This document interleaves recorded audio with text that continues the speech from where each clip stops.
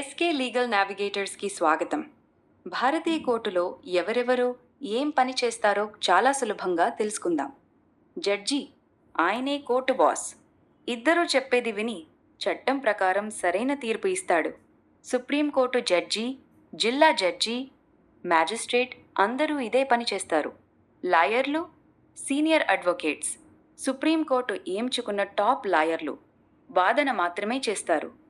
Advocates on record, సుప్రీంకోర్టులో కేసులు file చేసే లాయర్లు. పబ్లిక్ ప్రాసిక్యూటర్, క్రిమినల్ కేసుల్లో ప్రభుత్వం తరపున పోరాడి నిందితుడు నేరం చేశాడని నిరూపించేవాడు. డిఫెన్స్ లాయర్, నిందితుడి తరపున పోరాడి అతన్ని కాపాడేవాడు. కేసులో ఉన్నవాళ్ళు ప్లెయింటిఫ్, సివిల్ కేసు వేసినవాడు, నాకు అన్యాయం జరిగింది, నాకు న్యాయం చేయండి అని కోరేవాడు. డిఫెండెంట్, ఆ కేసు ఎవరి మీద పేకిట్టారో ఆ వ్యక్తి. కంప్లైనెమ్ థ్రూనెసెంట్, క్రిమినల్ కేసులో నేరం జరిగిందని పోలీసులకు ఫిర్యాదు చేసినవాడు. అక్యూజ్డ్, నేరం చేశాడని ఆరోపణ ఉన్న వ్యక్తి. అమికాస్ క్యూరియే, కోర్టుకి స్నేహితుడు, కేసులో ఎవరి పక్షం కాదు, జడ్జికి క్లిష్టమైన విషయాల్లో నిపుణుల సలహా ఇవ్వడానికి వచ్చేవాడు. కోర్టు సిబ్బంది, కేసు ఫైల్స్ అన్నీ సరిగగా ఉంచి రికార్డు చూసుకుంటాడు.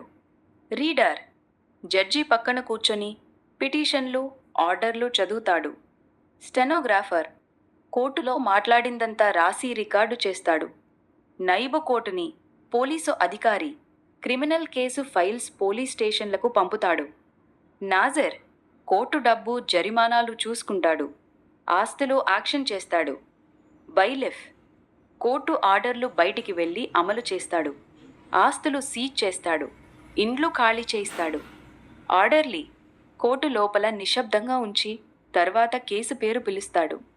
చివరగా ఆఫీస్ రిసీవర్ గురించి, కోర్టు నియమించిన ఒక అధికారి కేసులో ఉన్న వివాదాస్పద ఆస్తులను రక్షించి నిర్వహించి కోర్టు ఆదేశాల ప్రకారం నిర్వహించేవాడు.